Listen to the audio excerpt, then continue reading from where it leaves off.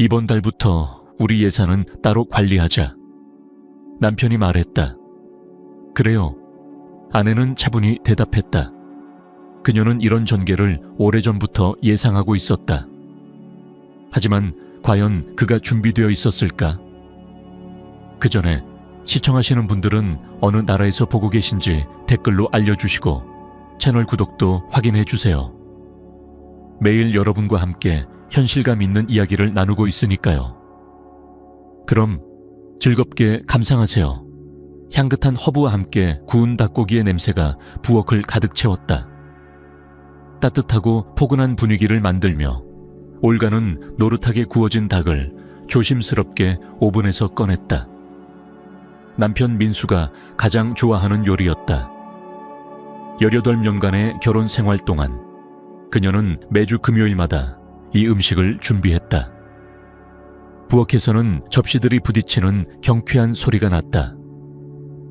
17살 딸 유진은 익숙한 손놀림으로 식탁을 차리며 식기들을 능숙하게 배치했다. 저녁 준비 다 됐어요. 올가는 뜨거운 닭고기 조각을 접시에 나누어 담으며 외쳤다. 그때 문틈으로 민수가 나타났다. 어딘가 어색하고 긴장된 미소를 띠고 있었다. 올가는 단번에 그것을 눈치챘다. 오랜 세월을 함께 살아오며 그녀는 그의 감정을 읽는 법을 터득했다. 그리고 이런 표정은 분명히 뭔가 중요한 말을 꺼내려 할 때 나타나는 것이었다. 상대방의 반응을 알 수 없어 망설일 때 나오는 표정. 냄새 참 좋네. 민수는 자리에 앉으며 말했다. 그런데 말이야, 나 요즘 생각 좀 해봤는데. 올가는 국자를 들고 멈춰 섰다. 민수의 얼굴을 유심히 바라보았다. 유진은 핸드폰 화면을 보는 척하면서도 눈길은 슬쩍 아버지의 쪽으로 향해 있었다. 있잖아 자기야. 민수는 닭고기 한 조각을 조심스럽게 잘라 입에 넣으며 말을 이었다. 우리 가게 관리를 좀 다르게 해보면 어떨까 싶어서. 이번 달부터는 각자 예산을 따로 관리하는 게 어떨까 해. 올가는 조용히 의자에 앉았다.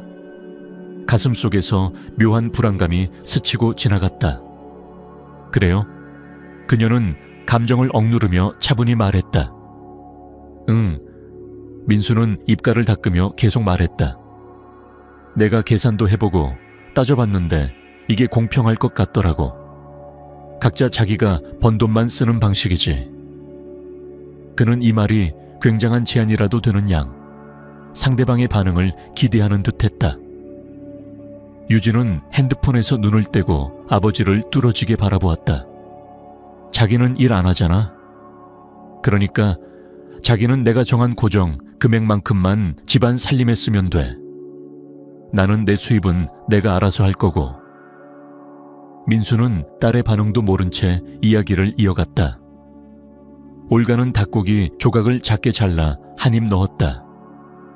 생각에 잠긴 듯 천천히 씹었다. 부엌은 고요했다. 오래된 벽시계 소리만이 조용히 울렸다. 민수는 오래전부터 그 시계를 바꾸자고 말했지만 늘 미뤄졌다. 그래요. 올가는 변함없이 조용히 말했다. 민수는 깜짝 놀란 듯 거의 살에 들릴 뻔했다. 그는 전혀 이런 반응을 예상하지 못했다. 눈물, 논쟁, 분노, 심지어는 히스테리까지 상상했지만 아내는 그냥 평소처럼 저녁을 먹고 있었다. 마치 독서 모임에서 들은 새로운 소식을 이야기하는 것처럼 담담하게. 진짜 그냥 그래요야? 그는 어리둥절한 얼굴로 되물었다. 뭐라고 듣고 싶었는데요. 올가는 그의 눈을 똑바로 바라봤다. 이미 다 정하신 거잖아요. 유진이 킥킥 웃음을 터뜨리려다 급히 손으로 입을 막고 기침하는 척했다. 그래. 민수는 뭔가 불안한 기운을 느끼며 말끝을 흐렸다. 그럼 그걸로 정한 거네. 그럼요. 올가는 고개를 끄덕이며 말했다. 근데 오늘 닭고기 진짜 잘 구워졌죠? 어때요? 그녀는 딸을 바라보며 대화를 전환했다. 이제 주제는 학교 수업 이야기로 바뀌었다. 이 문제는 이미 끝난 일처럼 보였다. 민수는 그런 아내를 바라보며 어딘지 모르게 마음이 불편했다. 그녀의 반응, 그 어떤 부분이 자신을 불안하게 만들고 있었다. 올가는 딸의 화학 수업 이야기를 들으며 웃고 있었다. 다만 이마에 잡힌 잔주름 하나만이 그녀의 속마음을 비췄다. 그녀는 생각했다. 분리 예산이 하고 싶다면 그렇게 해주지. 월요일 아침은 민수에게 평소와는 달랐다. 그는 부엌 찬장을 열고 평소처럼 손을 뻗어 좋아하는 고급 이탈리아산 커피를 꺼내려 했지만 그 자리는 텅 비어 있었다. 올가, 그는 침실 쪽으로 소리쳤다. 내 커피 어디 갔어? 아, 맞다. 부드럽고 평온한 아내의 목소리가 돌아왔다. 이번엔 안 샀어. 이제 우리는 각자 예산을 쓰잖아. 당신 커피는 너무 비싸더라고. 민수는 순간 굳어섰다. 그녀의 목소리에는 빈정거림도 분노도 없었다. 그저 담담하고 조금은 사무적인 거리감만이 느껴졌다. 그는 그녀가 필라테스 수업 준비를 하며 흥얼거리던 소리를 들었다. 최근에 다시 등록한 수업이었다. 그래, 알았어. 민수는 투덜거리며 중얼거렸다. 가는 길에 사야겠네. 하지만 그건 시작에 불과했다. 그날 저녁, 그는 냉장고 문을 열었고 안에는 채소 몇 가지와 우유, 그리고 유진 이름이 적힌 도시락통 몇 개만 들어있었다. 이거 다야? 그는 무심코 물었다. 당신 냉장고 반은 비어있어. 올가는 책에서 시선을 들지도 않고 대답했다. 나랑 유진이는 우리 예산으로 장 봤어. 다음 날엔 샴푸가 떨어졌다. 그 다음엔 면도 젤이 없었다. 목요일이 되자 차의 연료가 거의 바닥나 있었고 관리비 청구서는 그의 이름으로만 발송되어 있었다. 결국 금요일 아침, 그는 참지 못하고 말했다. 이거 무슨 시위야? 올가는 현관문 앞에서 새 스카프를 정리하며 멈춰 섰다. 민수는 문득 요즘 아내가 유난히 산뜻하고 단정해 보인다는 것을 깨달았다. 시위? 그녀는 진심으로 놀란 듯 되물었다. 무슨 말이야? 그냥 우리 새 원칙대로 행동하는 것뿐인데. 각자 번 돈으로 살자고 했잖아. 나야 뭐 당신 말대로 일 안 하니까 당신이 정해준 살림비로만 움직이는 거지. 하지만 너는 항상... 그는 말끝을 흐리며 깨달았다. 얼마나 많은 것들을 그는 당연하게 여겨왔던가. 항상 뭐? 올가는 고개를 살짝 기울이며 물었다. 늘 장 봐오고 공과금 내고 당신 차에 기름 넣고 셔츠 다림질하고. 맞아요, 민수씨. 하지만 그건 우리가 공동 예산일 때 얘기지. 복도에 유진이 나타났다. 학교 갈 준비를 다 마친 모습이었다. 엄마, 우리 오늘 수업 끝나고 카페 가기로 했죠. 그럼 기억하지? 올가는 딸의 어깨를 다정하게 쓰다듬었다. 작은 즐거움을 위해 따로 예산을 마련해뒀지. 그들은 집을 나섰고 민수는 홀로 조용한 집에 남겨졌다. 그는 냉장고 문을 향해 천천히 고개를 돌렸다. 문에는 쪽지가 붙어 있었다. 왼쪽 엄마와 유진, 오른쪽 아빠. 그는 그 쪽지를 한참 동안 바라보았다. 이 집에서 처음으로 이상하게 쓸쓸하고 낯설게 느껴졌다. 그 순간 휴대폰이 삑 소리를 내며 메시지를 알렸다. 혹시 올가가 마음을 바꾼 건가? 순간적인 희망이 스쳤지만 화면에는 은행 메시지가 떠 있었다. 고객님, 관리비 납부 기한이 다가왔습니다. 민수는 핸드폰을 꼭 쥐며 깊게 숨을 내쉬었다. 그의 계획은 어딘가 잘못되었다는 걸 이제야 실감하기 시작했다. 그날은 유독 힘든 하루였다. 출근길엔 교통체증에 갇혔고 중요한 계약은 무산되었고 마침내 핵심 고객이 회의를 갑자기 연기했다. 머리는 울렸고 배는 꼬르륵 소리를 냈다. 그는 제대로 식사도 못하고 근처 카페에서 대충 샌드위치 하나로 끼니를 때웠다. 오늘은 뭔가 맛있는 걸 시켜야겠다. 그는 주차장을 나서며 생각했다. 피자? 아니면 새우시?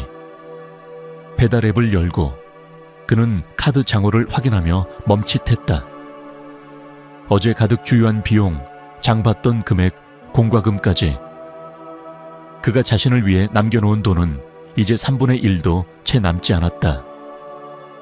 괜찮아. 그는 다른 카드를 확인했다. 그래도 저축해둔 돈이 있잖아.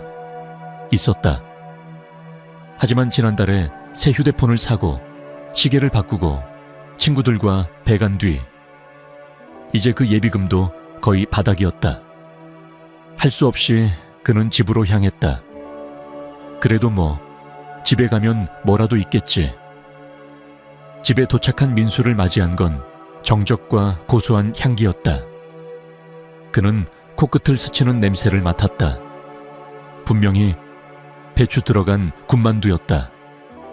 그의 가장 좋아하는 간식. 올가? 그는 부엌을 둘러봤다. 식탁 위에는 따끈한 만두 접시가 놓여 있었다. 하지만 그 위에는 메모가 함께 있었다. 이건 나랑 유진이 먹을 거야.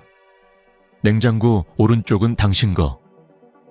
민수는 냉장고 문을 거칠게 열었다.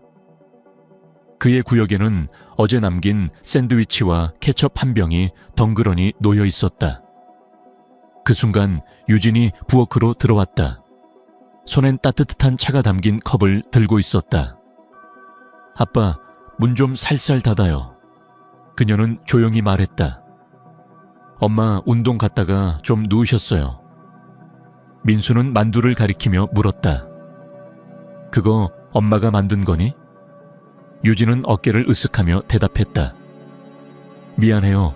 이건 우리 음식이에요. 아빠가 원하신 거잖아요. 각자 예산. 그녀는 침착하게 만두 하나를 집어들고 자기 방으로 들어갔다. 민수는 자리에 선 채로 만두 접시를 바라보았다. 그 향기, 어린 시절의 기억, 따뜻했던 날들. 올가? 그는 다시 불렀지만 그 목소리엔 더 이상 단호함이 없었다. 우리 같이 저녁 먹을 수 있을까? 미안해요, 민수 씨. 아내의 목소리가 침실에서 들려왔다. 차분하고 일정했다. 우리 벌써 먹었어요. 운동 갔다 오니까 좀 피곤하네요. 민수는 식탁에 털썩 앉았다. 집에 먹을 건 없고 배달은 비싸고 마트에 갈 기운도 없었다. 그는 핸드폰을 꺼내 뉴스라도 보려 했다. 그런데 화면에 메시지가 떴다.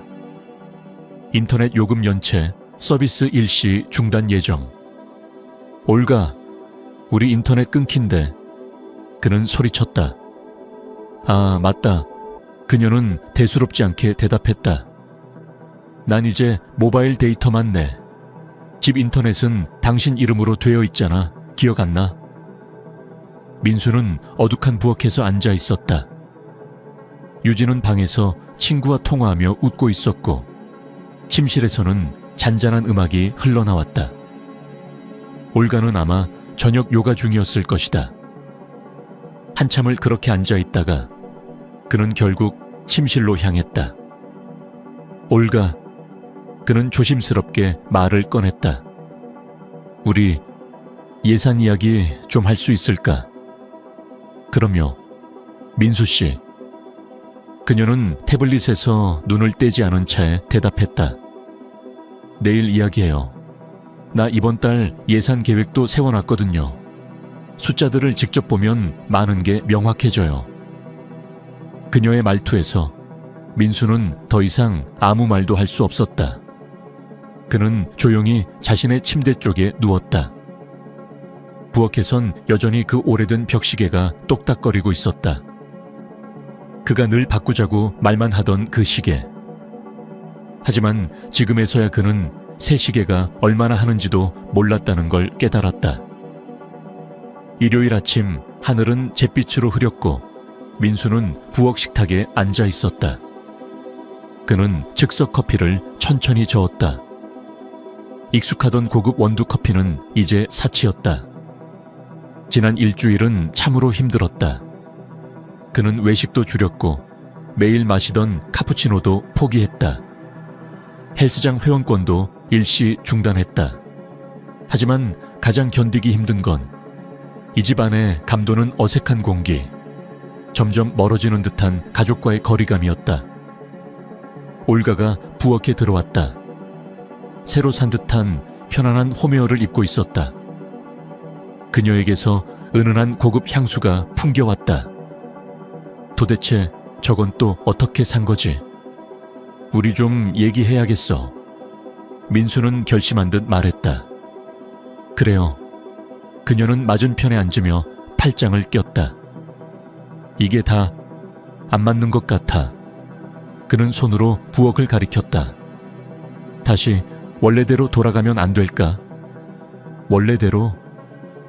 올가는 눈썹을 살짝 올리며 되물었다. 응, 다시 공동 예산으로 돌아가자는 거야.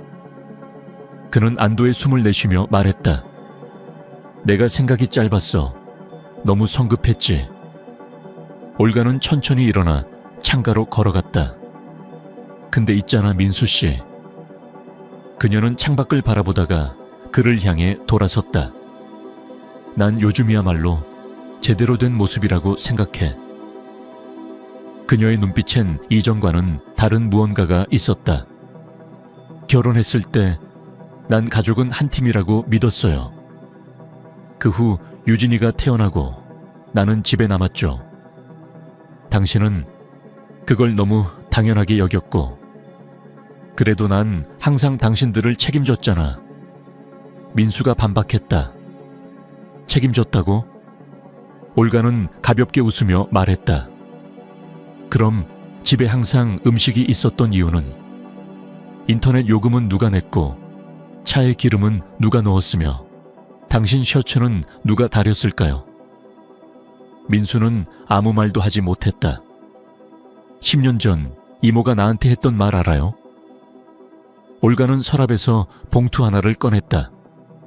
절대 자기 돈 없이 살지 마. 절대. 난 당신이 주던 생활비 중에서 조금씩 모으기 시작했어요. 그러다 자수를 배우고 온라인으로 판매하기 시작했죠. 그 후 네일을 배우고 3년 전부터는 인터넷 쇼핑몰을 시작했어요. 민수는 눈을 깜빡였다. 당신 사업해? 그래요. 올가는 조용히 은행 명세서를 그의 앞에 내려놓았다. 지금은 당신 수입이랑 거의 비슷해요. 그냥 말 안 했을 뿐. 그 순간 유진이 부엌 입구에 나타났다. 유진이도 알고 있었던 거야? 민수는 거의 속삭이듯 물었다. 물론이죠.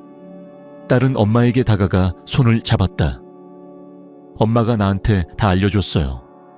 난 이미 4명의 통장도 있고 저축도 하고 있어요. 민수는 멍하니 아내와 딸을 바라보았다. 그는 늘 상황을 자신이 통제한다고 믿었지만 그 통제는 진작 사라져 있었던 것이다. 올가. 그는 떨리는 목소리로 말했다. 왜 이제야 말한 거야? 올가는 천천히 서류를 정리해 테이블에 내려놓고 그의 눈을 바라보며 부드럽게 미소 지었다. 왜냐고요? 그동안은 당신이 그렇게 믿고 싶은 통제의 환상을 깨고 싶지 않았거든요. 그녀는 담담히 말했다. 당신이 예산을 나누자고 했을 때 난 그냥 당신이 말한 대로 보여줬을 뿐이에요. 현실이 어떤지. 민수는 그녀 앞에 놓인 문서들을 바라보았다. 투자 명세, 사업 수익, 예금 통장. 그 모든 것이 수년 동안 그의 눈앞에 있었지만 그는 보지 못했다. 그럼 이제 어떻게 해야 하지? 그는 조심스럽게 물었다. 올가는 고개를 살짝 기울이며 진지하게 그를 바라보았다. 이제부터는 우리 조건을 다시 정해야 해요. 하지만 이번엔 평등한 관계로. 부엌 너머 거실에서 오래된 시계가 여전히 똑딱거렸다. 민수가 늘 바꾸려던 그 시계. 하지만 지금 그 소리는 마치 그의 가족을 이끌었다는 오랜 착각에 대한 조용한 비웃음처럼 들렸다. 세 주가 흘렀다. 가을 햇살이 느릿하게 창문 틈으로 들어와 거실 벽에 그림자를 만들었다. 그 벽엔 이제 새 시계가 걸려 있었다. 하지만 올가는 고집했다. 예전에 그 낡은 시계도 그대로 두자고. 그래서 두 개의 시계가 나란히 걸려 있었다. 과거와 현재처럼. 민수는 부엌 식탁에 앉아 있었다. 그 앞엔 가족의 재정 계획표가 펼쳐져 있었다. 두 개의 열, 각자 동일한 금액이 기입된 두 개의 기여 항목. 낯설고 어색했다. 하지만 공평했다. 아빠, 유진이 문가에 서 있었다. 내 파란색 노트 못 봤어요. 계산 정리한 거 있는데 거실 책장에 있을 거야. 민수는 무심결에 대답했다. 근데 내 첫 투자 성과는 어때? 그가 문득 물었다. 유진의 눈이 반짝이며 생기를 띄었다. 아, 아빠. 엄마가 추천해준 그 주식 있잖아요. 12%나 올랐어요. 거의 여름방학 디자인 캠프 비용 모았어요. 딸은 들뜬 얼굴로 노트를 찾으러 갔다. 민수는 턱을 매만지며 생각에 잠겼다. 처음이었다. 유진이 자신의 재정 계획을 아버지에게 이야기한 건. 예전 같았으면 그는 그저 그 나이에 무슨 투자야 하고 웃어넘겼을 것이다. 하지만 이제 그는 알았다. 그의 가족 안의 여성들은 생각보다 훨씬 강하다는 걸. 그때 올가가 장을 본 가방을 들고 부엌에 들어왔다. 무슨 생각해요? 그녀는 물건을 정리하며 묻는다. 그냥 그동안 내가 얼마나 많은 걸 못 보고 살았는지 생각 중이야. 민수는 진심을 담아 말했다. 나는 한 집에 살면서도 성공한 사업가랑 함께 살고 있다는 걸 몰랐어. 올가는 살짝 웃으며 그의 앞에 커피 한 통을 내려놓았다. 그가 좋아하던 그 비싼 커피였다. 참, 생각난 김에 그녀는 가볍게 말했다. 혹시 내 쇼핑몰 운영에 참여해볼 생각 있어요? 민수는 고개를 번쩍 들었다.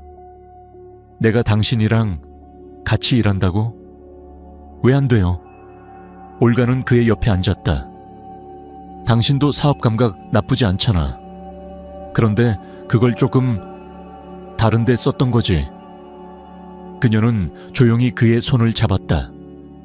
그 따뜻한 손길 속에서 민수는 오랜만에 마음이 놓였다. 그녀의 눈에는 그때 그 반짝이던 불꽃이 살아있었다. 그가 한때 사랑에 빠졌던 바로 그 눈빛. 하지만 기억해요. 그녀는 진지하게 덧붙였다. 이번엔 진짜로 동등한 파트너십이에요. 예산도, 일도, 삶도. 민수는 조용히 고개를 끄덕였다.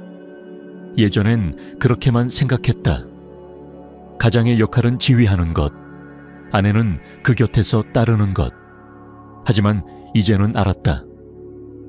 올가는 오래전부터 자기 삶을 살아가고 있었고 스스로 성장하며 미래를 만들어 왔다. 그리고 그는 그녀의 경쟁자가 아니라 동료가 될 수 있었던 것이다. 그녀는 가방에서 하얀 봉투 하나를 꺼냈다. 내가 초안으로 사업 계획 짜봤어요. 한번 봐줄래요? 민수는 그 봉투를 받아들며 묘한 설렘을 느꼈다. 그에겐 아직 배워야 할 것이 많았다.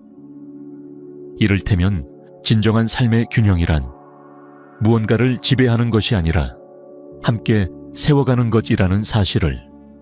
그는 미소 지으며 봉투를 펼쳤다. 보자고. 이번엔 진심으로 말했다. 이번엔 진짜 모든 걸 제대로 볼 거야.